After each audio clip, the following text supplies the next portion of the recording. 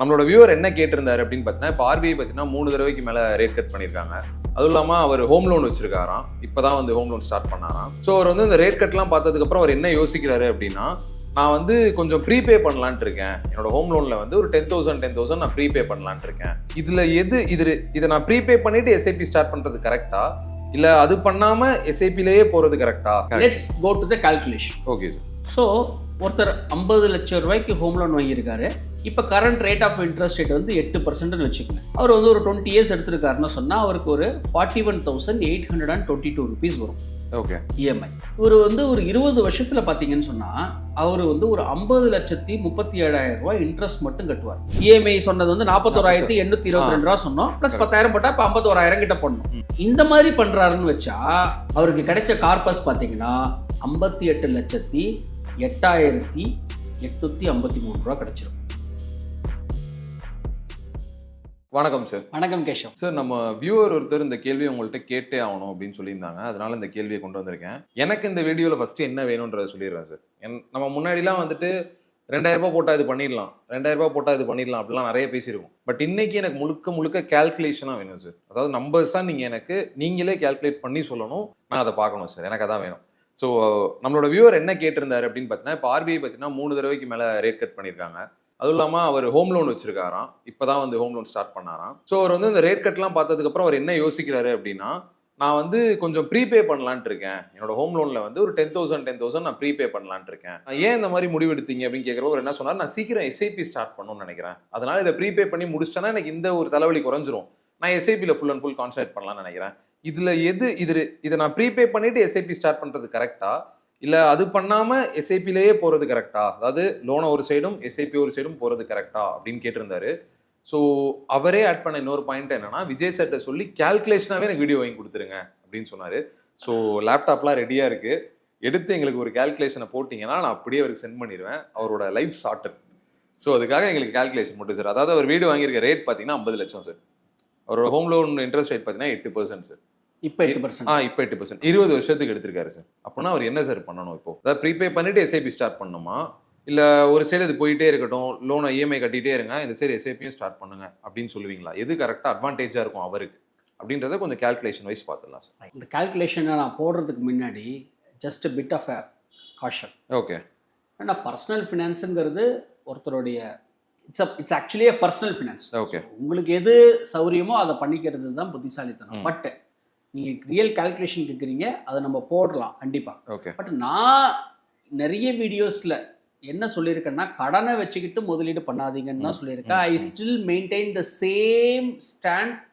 நீங்கள் RBI 3 interest rate cut பண்ணாலும் சரி, 5 இன்ட்ரெஸ்ட் ரேட் கட் பண்ணாலும் சரி, காஸ்ட் ஆஃப் ஃபண்ட்ஸ் எவ்வளோ சீப்பராக இருந்தாலும் கடனை வச்சுக்கிட்டு முதலீடை ஸ்டார்ட் பண்ணாதீங்கிறதுல நான் ரொம்ப தீவிரமாக இருக்கேன். ஏன்னா கடன் பட்டார் நெஞ்சம் போல் கலங்கினான் இலங்கை வேந்தன்னு சொன்ன மாதிரி ஆதி காலத்திலேருந்து கடன்னால தான் நம்மளுக்கு தூக்கம் இருக்க மாட்டேங்குது. எல்லாரும் என்ன நினைச்சிட்டு இருக்காங்கன்னா, இஎம்ஐனா எண்ட் ஆஃப் மிடில் கிளாஸ்ன்னு அர்த்தம். என்னை பொறுத்த வரைக்கும் இஎம்ஐனா எவ்ரி மந்த் ஐ க்ரைன்னு அர்த்தம். ஸோ இஎம்ஐனா எவ்ரி மிஸ்டேக் இன்ஸ்டால்மெண்ட்டுங்கிறது தான் என்னுடைய வியூ. நான் அந்த இஎம்ஐங்கிறது வந்து it is a very big pain for the middle கிளாஸுங்கிறதுல நான் ரொம்ப உறுதியாக இருக்கேன். ஓகே. ஸோ நான் இன்வெஸ்ட்மெண்ட்ஸே பண்ணிக்கிட்டு இருப்பேன், வீடே வாங்க மாட்டேன்னு சொல்கிறதோ தவறு. இப்போ நீங்கள் கேட்ட கேள்வி என்னென்னா, ஆல்ரெடி எடுத்துட்டேன், ப்ளஸ் நம்ம ப்ரீபே பண்ணணுமா எஸ்ஐபி ஸ்டார்ட் பண்ணணுமா, இதுதான் உங்களுடைய கேள்வி. Let's go to the calculation. Okay sir. So ஒருத்தர் 50 லட்சம் ரூபாய்க்கு ஹோம் லோன் வாங்கியிருக்காரு. இப்போ current rate of interest rate வந்து 8%ன்னு வச்சுக்கோங்க. அவர் வந்து ஒரு 20 இயர்ஸ் எடுத்திருக்காருன்னு சொன்னால் அவருக்கு ஒரு 41,822 ருபீஸ் வரும். ஓகே. இஎம்ஐ. இவர் வந்து ஒரு 20 வருஷத்துல பார்த்தீங்கன்னு சொன்னால் அவர் வந்து ஒரு 50,37,000 ரூபாய் இன்ட்ரெஸ்ட் மட்டும் கட்டுவார். இதில் ஒரே ஒரு அசம்ஷன் என்னன்னா, 8% இன்ட்ரெஸ்ட் ரேட்டு கான்ஸ்டன்ட்ங்கிற மாதிரி பண்ணியிருக்கோம். ஸோ அது 9% ஆகலாம், 7.5% ஆகலாம், 6%க்கும் வரலாம், 10%க்கும் போகலாம், இல்லை பாஸ்டில் 10-11% இன்ட்ரெஸ்ட் ரேட் போன காலம்லாம் உண்டு. ஸோ ஆவரேஜாக 8%ங்கிற மாதிரி நான் இன்ட்ரெஸ்ட் ரேட்டை எடுத்திருக்கேன். ஓகே. இப்போ நீங்கள் என்ன கேட்குறீங்கன்னா, ப்ரீபே பண்ணுறாரு அப்படிங்கிறீங்க. ஆமாம். ஸோ ப்ரீபே பண்ணுறாரு, இல்லை இன்வெஸ்ட்மெண்ட்ஸ் பண்ணுறாரு, எப்படி எடுத்துக்கலாம்? ஃபர்ஸ்ட் என்ன பண்ணுறாரு, ப்ரீபே பண்ணுறாருன்னு வச்சுக்கலாம். ப்ரீபே பண்ணுறது வந்து மாதமே ப்ரீபே பண்ணலாம். இப்போ இஎம்ஐ கட்டிட்டு வராரு, ஒரு வருஷத்துக்கு அப்புறம் தான் அவருக்கு சேலரி இன்க்ரிமெண்ட் வருது. ஸோ 13வது மாதத்துலேருந்து ப்ரீபே பண்ணுறாரு. இவ்வளோ இஎம்ஐக்கு எவ்வளோ ப்ரீபே பண்ணுறாரு, 10,000 ப்ரீபே பண்ணுறாருங்கிறீங்க. ஸோ 10,000 ரூபா நம்ம எடுத்துக்கலாம் கால்குலேஷன். இன்னொரு முக்கியமாக என்னென்னா, பணம் இருந்ததுன்னா நான் ஏன் லோன் வாங்கணும்? கரெக்ட். ஸோ பணம் வந்து உங்களுக்கு லேட்டராக தான் வரப்போகுது. அதனால தான் இந்த எக்ஸ்ட்ரா 10,000 நீங்கள் கட்டுறீங்க. நீங்கள் 10,000 நீங்கள் வந்து ப்ரீபே பண்ணிக்கிட்டே வரும்போது, நம்ம ஏற்கனவே சொன்ன மாதிரி இந்த அமார்டைசேஷன் ஷெட்யூலில் வருஷம் நீங்கள் இந்த சார்ட்டில் நம்ம இப்போ போட்டு காமிப்போம். நீங்கள் இவ்வளோ இஎம்ஐ கட்டுறீங்க, ஆனால் பிரின்சிபல் அட்ஜஸ்ட்மெண்ட் எவ்வளவு, இன்ட்ரெஸ்ட் காம்பனண்ட் எவ்வளோன்னு பாருங்கள். பார்த்தா ரொம்ப ஷாக்கிங்காக இருக்கும் உங்களுக்கு. ஃபஸ்ட்டு 5 வருஷம், 7 வருஷம், 10 வருஷத்தில் பார்த்தீங்கன்னா நீங்கள் 40% ஆஃப் த லோனை தான் நீங்கள் அடைச்சிருப்பீங்க. அப்படின்னா என்னென்னா, ஃபஸ்ட்டு வருஷம் பார்த்தீங்கன்னு சொன்னால் ஃபுல்லாக இஎம்ஐக்கு தான், இன்ட்ரெஸ்ட்டுக்கு தான் போயிருக்கும். 2வது வருஷமும் இன்ட்ரெஸ்ட் தான் ஜாஸ்தி போயிருக்கும். ஃபஸ்ட்டு 5 வருஷத்துக்கு இன்ட்ரெஸ்ட் காம்பனண்ட் தான் ஜாஸ்தியாக போயிருக்கும். விச் மீன்ஸ் நீங்கள் அதிக முதல்ல நீங்கள் அடைச்சிருக்கவே முடியாது. ஸோ ஃபஸ்ட்டு 10 வருஷத்தில் நிறைய இன்ட்ரெஸ்ட் போயிருக்கும்னு சொல்லியிருக்கோம். எவ்வளோ இன்ட்ரெஸ்ட் போயிருக்கோம், ஸோ 10,000 ரூபா இஎம்ஐ அவர் எக்ஸ்ட்ரா ப்ரீபே பண்ணும்போது எவ்வளோ கட்டியிருக்காருங்கிறத நம்ம பார்ப்போம். ஸோ இவர் 10,000 ரூபா இந்த மாதிரி அவர் கட்டும்போது பார்த்தீங்கன்னு சொன்னால், இவர் கட்டின இன்ட்ரெஸ்ட் பார்த்தீங்கன்னா 32,48,504 ரூபா தான் கட்டியிருப்பார். 32,48,504 ரூபாயில் கட்டியிருப்பார். விச் மீன்ஸ் அவருக்கு 17,88,777 ரூபா வந்து அவர் சேவ் பண்ணியிருப்பார். ஏன்னா ஃபுல் இஎம்ஐ மட்டும் கட்டிட்டு வந்தால் உங்களுக்கு வந்து 50 லட்சம் இன்ட்ரெஸ்ட் வரும்னு சொல்லிட்டு, ஸோ அந்த நம்பர் நல்லா ஞாபகம் வச்சுக்கணும். 50,37,000 நம்ம ஞாபகம் வச்சுக்கணும். ஸோ இப்போ ப்ரீபே பண்ணிட்டே வரும்போது இவர் 32 லட்சம் தான் கட்டுவார். Which means he saves about 17,88,777. Okay. அது எத்தனை வருஷத்துல முடியும் இவருக்கு ஹோம் லோனு? ஏன்னா இவர் ப்ரீபே பண்ணிட்டே வந்தாருன்னா இஎம்ஐ கொஞ்சம் சீக்கிரம் முடியும் இல்லையா? இவருக்கு இஎம்ஐ முடிகிற இது பார்த்தீங்கன்னு சொன்னா எக்ஸாக்டா அவருக்கு 162வது மாசத்துல அவருக்கு இஎம்ஐ இருக்காது. ஸோ 162 மாசம்னு சொன்னா which means 13.5 years. Okay. So 13.5 வருஷத்துல அவருக்கு என்ன ஆயிடுதுன்னா இந்த ஹோம் லோன் முடிஞ்சிருது. ஸோ என்னன்னா அவர் வந்து ஒரு 6.5 வருஷத்தை அவர் சேவ் பண்ணுறாரு. But that is not very important. நீங்கள் கேட்ட கொஸ்டின் என்ன, ப்ரீபே பண்ணணும், இன்வெஸ்ட்மெண்ட்ஸும் பண்ணுறாரு. ஆமாம். So let's see the calculation. Okay. So இந்த 17,88,777 ரூபா சேவ் பண்ணியிருக்காரு. இந்த சேவ் பண்ணதுக்கு அதுக்கு ஒரு காஸ்ட் இருக்குல்ல, ப்ரீபே பண்ணியிருக்காரு இல்லையா, 10,000 பே பண்ணியிருக்காரு இல்லையா, அது 15 லட்சம் ரூபா கிட்ட பே பண்ணியிருக்காரு. ஓகே. விச் மீன்ஸ் பார்த்தீங்கன்னா அவருக்கு எஃபெக்டிவாக 2,88,777 ரூபா தான் அவர் ஆக்சுவலாக சேவ் பண்ணியிருக்காரு. ஓகே. ஸோ இதுலேருந்து பார்க்கும்போது என்ன தெரியுதுன்னா, எஃபெக்டிவாக 13 வருஷத்தில் லோனை முடிச்சிடுறாரு, இன்ட்ரெஸ்ட் காம்பனண்ட்டை இவ்வளோ அமௌண்ட்டு சேவ் பண்ணுறாருன்னு தெரியுது. ஓகே. இப்போதைக்கு இப்போ நீங்கள் இன்னொரு கொஸ்டின் என்னன்னா, இப்போ நான் ஸ்டார்டிங்லேயே சொன்னது ப்ரீபே பண்ணணும், எஸ்ஐபியும் பண்ணணும் அப்படின்னு கேட்டேன். இப்போ ப்ரீபேக்கு சொல்லிட்டீங்க, ப்ரீபே பண்ணால் நீங்கள் வந்து 13 வருஷத்தில் நீங்கள் வந்து உங்கள் லோனை க்ளோஸ் பண்ணிடலாம், நீங்கள் சேவ் பண்ண முடிஞ்சது இவ்வளோ அப்படின்னு எங்களுக்கு ஒரு அமௌண்ட் கொடுத்துட்டீங்க 2 லட்சத்துக்கிட்ட. கரெக்ட். என்னோட கேள்வி என்னன்னா, இப்போ அவர் எஸ்ஐபியும் பண்ணுறாருன்னு வச்சுக்கலாமே, அப்போ அவருக்கு எவ்வளோ சார் இருக்கும்? ஸோ 10,000 ரூபா அவர் எஸ்ஐபி போடுற பட்சத்தில் அவருக்கு 72,33,366 ரூபா கிடச்சிருக்கும் at the rate of about 11%. இந்த 11% ரிட்டர்ன்ஸ் எடுத்ததுக்கு ஒரு காரணம் சொல்கிறேன். எப்படி ஹோம் லோன் ரேட் 8% எடுத்தோமோ, நிஃப்டி கடைசி ஒரு 20 வருஷத்தில் என்ன ரிட்டர்ன்ஸ் இருந்திருக்கும்? உதாரணமாக சொல்லுங்கள், ரொம்ப கெஸ் பண்ணி சொல்லுங்களேன். நீங்கள் தான் நிறைய ஃபினான்ஷியல் எக்ஸ்பர்ட் எல்லாம் நிறைய 10-11 அந்த ரேஞ்சில் இருந்திருக்குமா சார்? Is actually 11.7%. ஓகே. 11.7% தான் நிஃப்டி ரிட்டர்ன்ஸ் கொடுத்துருக்கு. இதில் வந்து ஒரு சீக்வென்ஷியல் ரிஸ்க் இருக்குது. ஓகே. இப்போ நீ மிட் கேப், ஸ்மால் கேப் அதெல்லாம் போகாதீங்க. ஜஸ்ட் ப்ராடர் இண்டெக்ஸ் இல்லாமல் ஜஸ்ட் இண்டெக்ஸை நம்ம பேசுவோம். நம்ம நிஃப்டி லாஸ்ட் 20 வருஷம் நீங்கள் எடுத்துக்கிட்டிங்கன்னா 11.7%. So let's take 11%. 11% எடுத்துக்கலாம். பட் சீக்வென்ஷியல் ரிஸ்க் இதில் இருக்குது. இந்த 11%ங்கிறது வந்து தொடர்ந்து வரல.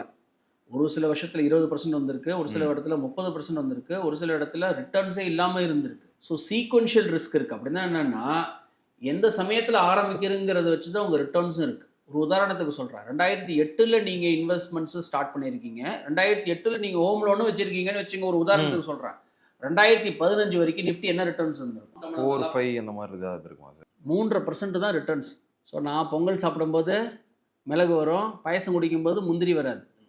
ஸோ எந்த சமயத்தில் ஸ்டார்ட் பண்ணுறங்கிறது இம்பார்ட்டன்ட். இந்த கால்குலேஷன் படி 11% நம்ம இது ஃபண்டு கொடுக்குதுன்னு வச்சுக்குவோம். ஆனால் assumption that will continue to deliver 11% returns. அப்படிங்கிற பட்சத்தில் ஒரு 72 lakhs ஏர்ன் பண்ணியிருப்பார். சரி, உங்கள் மைண்டில் இப்போ என்ன இருக்குது? 72 லட்சம் பேசாமல் நான் ப்ரீபே பண்ணாமல் எஸ்ஐபியே போட்டிருந்தேன்னா, இதுதான் எல்லாரும் பண்ணுற ஒரு major mistake. This is totally wrong. எப்படி சார்? 10,000 ரீபே பண்ணியிருக்காரு இல்லையா, ஒரு 13 வருஷத்துல அவரு முடிச்சிடுறாங்க. முடிச்சிடுறாங்க. ஸோ என்ன ஆகும்? பீஸ் ஆஃப் மைண்ட், கடன் இல்லாத வாழ்க்கை, நிம்மதியான தூக்கம், அம்மாட்ட பொண்டாட்டிட்ட வீடு வாங்கிட்டேன், கடன் இல்லை, ஃப்ரீயா இருக்க அப்படிங்கிறத நம்ம சொல்லிக்கலாம். அதுதான் வந்து நான் மனிதனுக்கு வந்து ஒரு நிதர்சனமான உண்மை என்னன்னா நிம்மதி தான். நல்ல நிம்மதி இருக்கும், கடனோட இல்லாம இருக்காரு. அதுக்கப்புறம் என்ன பண்றாரு அவரு? இப்ப எஸ்ஐபி எவ்வளவு பண்றாரு? அதே இஎம்ஐயே பண்றாரு. எப்பையில இருந்து பண்றாரு? அவர் லோன் முடிச்சதுல இருந்து பண்றாரு. அவருக்கு காலம் ரொம்ப கம்மியா இருக்கு, ஆனா அவர் எஸ்ஐபி பண்றாரு. அந்த இஎம்ஐ பிளஸ் எக்ஸ்ட்ரா அந்த டாப் அப் 10,000 பண்றாரு இல்லையா, அந்த அமௌண்ட்டை பண்றாரு. இப்ப இஎம்ஐ எவ்வளவு நம்ம சொன்னோம்? நம்ம இஎம்ஐ சொன்னது வந்து 41,822 ரூபா சொன்னோம். பிளஸ் 10,000 போட்டா இப்ப 51,000 கிட்ட பண்ணணும். இந்த மாதிரி பண்றாருன்னு வச்சா அவருக்கு கிடைச்ச கார்பஸ் பாத்தீங்கன்னா 58,08,853 ரூபா கிடைச்சிருக்கும். Same 11% returns. நான் அங்கேயும் 11% தான் எடுத்துக்கிட்டேன், இங்கேயும் 11% தான் எடுத்துக்கிட்டேன். ஸோ நீங்க என்ன கன்க்ளூட் பண்ணுவீங்கன்னா, ஒரு 14 லட்சம் ரூபா இந்த மாதிரி பண்ணும்போது கம்மியா இருக்கு, இன்வெஸ்ட்மெண்ட்ஸ் ரிட்டர்ன்ஸ் தான் ஜாஸ்தியா இருக்குன்னு நீங்க கன்க்ளூட் பண்ணுவீங்க. நான் ஃபர்ஸ்டே சொன்ன மாதிரி நீங்க சொல்றபடி இந்த மாதிரி பாத்தீங்கன்னா 72 லட்சத்துக்கும் ஒரு 58 லட்சத்துக்கும் there is a difference of about 14 lakhs. But அங்க இன்ட்ரெஸ்ட் ஒரு 3 லட்சம் சேவ் பண்ணிருக்கீங்கன்னு நம்ம சொன்னோம். 2,88,700. அதையும் நீங்க இன்க்ளூட் பண்ணிக்கணும். டைம் வேல்யூ படி பண்ணீங்கன்னு சொன்னா ஒன்றும் பெரிய டிஃபரன்ஸ் கிடையாது, நாட் மச் டிஃபரன்ஸ். பட் இந்த டிஃபரன்ஸுக்கு நீங்க இவ்வளோ ரிஸ்க் எடுக்கணுமா அப்படிங்கிறது ஒரு பாயிண்ட். என்ன பண்ணலாம் ஒருத்தர் இந்த மாதிரி ஒரு ஐடியல் சுச்சுவேஷன்ல என்ன பண்ணலாம்? இதுக்கு தான் எஃப் ஸ்கொயர் ஃபார்முலான்னு ஒன்று இருக்கு. F square rule. F square ரூல்னா ஃப்ரீடம் ஃபண்ட் ரூல்னு பேர். எதெல்லாம் ப்ரீபே பண்ணலாம் நம்ம வேணா அந்த டிஸ்கிரிப்ஷன்ல நம்ம கொடுக்கலாம். எதெல்லாம் நம்ம ப்ரீபே பண்ணலாம், எதெல்லாம் ப்ரீபே பண்ண வேணாம், எந்தெந்த சமயத்தில் இன்வெஸ்ட் பண்ணலாம்ங்கிற ஒரு எக்ஸல் ஷீட் நம்ம டிஸ்கிரிப்ஷன்ல கொடுக்கலாம். எதெல்லாம் கிரெடிட் கார்டு லோன்ல இருந்தா ப்ரீபே பண்ணணும், பர்சனல் லோன் இருந்தா ப்ரீபே பண்ணணும், எதெல்லாம் 12, 14, 15% இருக்கா ப்ரீபே பண்ணணும், எதெல்லாம் கம்மியான இன்ட்ரெஸ்ட்டோ அப்போ நம்ம கொஞ்சம் கொஞ்சமாக இன்வெஸ்ட் பண்ணலாம். ஸோ இந்த மாதிரி சுச்சுவேஷனில் இந்த ஃப்ரீடம், இந்த எஃப் ஸ்கொயர் ரூலை அரைவ் பண்ணிட்டு இப்போ ப்ரீபே பண்ணலாமா, எந்த சுச்சுவேஷனில் இருக்காங்கிறது தெரியாது. ஏன்னா ஒருத்தர் 4-5 வருஷம் முன்னாடியே ஹோம் லோன் எடுத்துருக்கோம். சில பேருக்கு நிறைய இன்ட்ரெஸ்ட் கம்மியாக இருக்கும், சில பேருக்கு வந்து இன்ட்ரெஸ்டே கம்மியாக இருக்காது. சார் இப்போ நீங்கள் சொல்கிற கேல்குலேஷன்லேருந்து பார்த்தா எனக்கு தெரிஞ்சு அவர் ப்ரீபே பண்ணிட்டு இன்வெஸ்ட்மெண்ட்ஸை ஸ்டார்ட் பண்ணுறது பெட்டர்னு தோணுச்சு சார். ஏன்னா ரெண்டுக்குமே கரெக்டான சொல்யூஷன் தான் கொடுத்துருக்கீங்க. எதையும் நாங்கள் எதுவும் லூஸ் பண்ணுற மாதிரி தெரில. இந்த சைடு கெயின்ஸ் தான் அதிகமாக பண்ணுறோம். அந்த ஷார்ட் பீரியட் ஆஃப் டைம்லையும் நாங்கள் நல்ல கெயின் தான் பார்க்குறோம். அதே மாதிரி ஒரு பீஸ் ஆஃப் மைண்டும் கிடைக்குது எங்களுக்கு. ஸோ அட்வான்டேஜஸாக இருக்கனால எனக்கு இந்த மாதிரி ஃபாலோ பண்ணுறது கரெக்டாக இருக்கும்னு நினைக்கிறேன். உங்கள் கேல்குலேஷன் அது இல்லாமல் இந்த சீக்வென்ஷியல் ரிஸ்க் நீங்கள் அவாய்ட் பண்ணுறீங்க. என்ன சீக்வென்ஷியல் ரிஸ்க்? இந்த ரிட்டர்ன்ஸ் ஆன் இன்வெஸ்ட்மெண்ட்ஸ் இருக்கு இல்லையா, அது வந்து ஃபிக்ஸ்டு கிடையாது. ஓகே, பிடிக்குதோ பிடிக்கலையோ 1ஆம் தேதி தானே இஎம்ஐ போயிட்டே இருக்கும், 5ஆம் தேதி தானே இஎம்ஐ போயிட்டே இருக்கும். அதே உங்களுக்கு வந்து ஒரு பெரிய ப்ரெஷர் அண்ட் பர்டன். ஸோ அதனால ஃபர்ஸ்ட் 7 இயர்ஸ் 10 இயர்ஸ் என்னதான் உங்க மியூச்சுவல் ஃபண்ட் பெரிய ரிட்டர்ன்ஸ் கொடுத்தாலும், என்னதான் நீங்க பெரிய புத்திசாலியா இருந்தாலும், ப்ரீபேயிங் த ஹோம் லோன் இந்த ஃபர்ஸ்ட் 5 to 7 இயர்ஸ் நான் இந்த ஃபீல்டில் இருந்த போதிலும் நான் என்ன சொல்லுவேன்னா, எல்லாரும் வந்து என்னன்னா இந்த பாஸ்ட் டேட்டாவை எடுத்துட்டு, நிறைய கோவிடுக்கு அப்புறம் தானே பாஸ்ட் டேட்டா எடுத்துட்டு எல்லாரும் ஃபியூச்சரை ரொம்ப வந்து நம்ம எல்லாரும் ஒரு ஒப்பீனியனை கொடுக்குறோம். எந்த அளவுக்கு சரியா வரும்ங்கிறது டைம் தான் சொல்லும் நம்மளுக்கு. ஸோ நம்ம எல்லாத்தையும் நம்ம அனுபவிக்கணும் லைஃப்ல. ஸோ என்னோட லாஸ்ட் கொஸ்டின் என்னன்னா, இப்போ நிறைய ஃபினான்ஷியல் அட்வைசர்ஸும் ரெக்கமெண்ட் பண்ணுற ஒரு விஷயம் என்னன்னு பார்த்தீங்கன்னா, நீங்கள் வீடு வாங்கணும்னு நினச்சிங்கன்னா முதல்ல போய் வீடு வாங்காதீங்க, அந்த காசு எடுத்து அப்படியே மியூச்சுவல் ஃபண்டில் போடுங்க, அது நல்லா க்ரோ ஆகும். அப்புறம் உங்களுக்கு பிடிச்ச இன்னும் ஒரு அப்டேட்டான வீடியோ போய் வாங்கிக்கலாம்ல. ஸோ எப்பவுமே வீடுக்கு ஸ்ட்ரெயிட்டாக போகாதீங்க, மியூச்சுவல் ஃபண்ட் வழியாக போங்க அப்படின்னு சொல்கிறாங்க. இதை நீங்கள் எப்படி பார்க்குறீங்க சார்? கடல் வற்றி கருவாடு ஆகுன்னு நினச்சி குடல் வற்றி செத்து போச்சான் கொக்கு. ஓகே,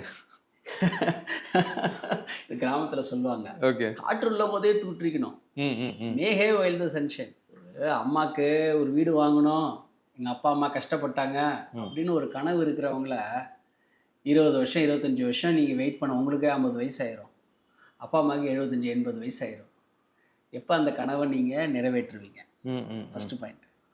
கல்யாணம் ஆகிறதுக்கே உங்களுக்கு இப்போ வீடு தேவைப்படும். கரெக்ட். என்னன்னா நீங்கள் வந்து மனுஷனுக்கு முக்கியமான தேவை என்னன்னா நிம்மதி தான். மனசில் என்ன தோணுதோ அதை பார்த்துட்டு கொஞ்சமாக கடனை வாங்கிட்டு அதை செய்யணும். அப்படின்னா ரொம்ப எக்ஸ்ட்ராவாக ரொம்ப லெவரேஜ் பண்ணி கடனை வாங்கி செய்ய தேவையில்லை. எல்லாமே நான் 25 வருஷம் கழிச்சு தான் பண்ணுவேன், 20 வருஷம் தான் கழிச்சு பண்ணுவேன்னா, இப்போ ஃப்ளைட் கிராஷ் ஆச்சு, ஒரு உதாரணத்துக்கு சொல்கிறேன், இது ரொம்ப தவறான உதாரணம்னு எனக்கே தெரியுது. வாழ்க்கையில் எதுவும் அனுபவிக்காமல் போயிட்டீங்கன்னா ஸோ உங்களுக்கு யூ லூஸ் த எக்ஸ்பீரியன்ஸ். இன்றைக்கி இருக்கிற கான்செப்ட் வந்து YOLO, YOLO, you only live once. So வாழ்க்கையை என்ஜாயும் பண்ணணும், நிம்மதியாகவும் இருக்கணும். அதுக்கு என்னை பொறுத்த வரைக்கும் நான் என்ன சொல்ல வரேன்னா, அந்த F² ரூலை ஃபாலோ பண்ணணும். அதிக லோன் இருக்கிற இன்ட்ரெஸ்ட் இருக்கிறத ப்ரீபே பண்ணுங்க. எவ்வளோக்கு எவ்வளோ நீங்கள் ஃபஸ்ட்டு 5 இயர்ஸ் 7 இயர்ஸ் 10 இயர்ஸை ப்ரீபே பண்ணுங்க. மூணாவது என்னென்னா, எல்லாத்தையும் நான் வந்து 65 வயசில் தான் அனுபவிப்பேன், 50 வயசில் அனுபவிப்பேன்னா உங்களுக்கு எக்ஸ்பீரியன்ஸே இல்லாமல் போயிடும். உங்கள் குழந்தைங்க இந்த வீட்டில் தான் வளர்ந்தேன், இந்த வீட்டில் தான் நான் சாப்பிட்டேன், இந்த இடத்துல தான் நானும் அப்பா அம்மாவும் விளையாண்டோம், இந்த இடத்துல தான் நாங்கள் செஞ்சோன்னுங்கிற அந்த ஒரு எக்ஸ்பீரியன்ஸே இல்லாமல் போயிடும், மெமரியே இல்லாமல் போயிடும். ஓகே. ஸோ அதனால் கொஞ்சமாக கடன் வாங்குங்க. வீடு வாங்காமல் இருக்கவே முடியாது. ஏன்னா உங்களுக்கு கூரைக்கு கீழே ஒரு வீடு வேணுங்கிறது ஒரு நிதர்சனமான உண்மை. இப்படி திங்க் பண்ணி பாருங்கள். நீங்கள் இது கேட்டதுனால நான் சொல்கிறேன். உங்களுக்கு இப்போ 75 வயசு ஆயிடுச்சு, எக்ஸோ ஒய்யோ ஒரு ஆம்பளை இல்லை, வீட்டில் இல்லை, ஒரு லேடி மட்டும் இருக்காங்க 79 வயசில். வீடு வீடாக மாறிட்டு இருக்க முடியுமா? சொல்லுங்கள். 79 இப்போ 60 50 வயசில் 60 வயசில் இருந்த உங்களுக்கு ஒரு தெம்பு 75 வயசு 80 வயசில் இருக்காது. அப்போ 75 வயசில் வேறு வீடு மாற முடியுமா? வீட்டுக்காரங்க காலி பண்ண சொல்லிட்டாங்க. 80 வயசு ஆகுது, இப்போ திடீர்னு நீங்கள் மாறணும். 80 வயசில் நீங்கள் எல்லாத்தையும் பொட்டி படிக்கலாம் எடுத்துகிட்டு மாற முடியுமா? ப்ராக்டிக்கலாக it is not a workable solution. நான் வந்து இதை ரொம்ப அனலைஸ் பண்ணதுக்கப்புறம் சொல்கிறேன். ஏன்னா கனவு எல்லாருக்கும் இருக்குது. யங் ஏஜில் கம்மியாக கடந்த வாங்கி கொஞ்சம் டிலே பண்ணி வேணால் வாங்கலாம். எல்லாத்தையும் நான் 60 வயசில் தான் செய்வேன்னு சொன்னால் உங்களுக்கு அந்த மெமரி இல்லாமல் போயிடுங்கிறது என்னுடைய தனிப்பட்ட கருத்து. Okay sir. சார், இதுக்கப்புறம் வர வீடியோஸில் ஒரே ஒரு விஷயம் மட்டும் உங்ககிட்ட சொல்லலான்னு இருக்கேன். ஆடியன்ஸ் வந்து ஏதாவது சஜஸ்ட் பண்ணால் கூட நம்ம அதுக்கு சார்ட் அவுட் பண்ணலாம்ல சார்? ஏன்னா இப்போ நம்ம கேட்டோம், எனக்கும் கொஞ்சம் சார்ட் அவுட் ஆச்சு, இது இதெல்லாம் பண்ணலாம்னு சொல்லிட்டு. ஸோ உங்களுக்கு ஏதாவது டவுட்ஸ் இருந்தாலும் இந்த விஷயத்தை நம்ம எப்படி பார்க்கணும், இல்லை எப்படி அந்த கால்குலேஷன் என்ன அப்படின்றத உங்களுக்கு டவுட்டாக இருந்துச்சுன்னா கமெண்ட்டில் போடுங்க. சார் அதுக்கு வந்து சொல்யூஷன் கொடுப்பாரு. ரொம்ப நன்றி sir. Thank you Keshav. Thank you sir.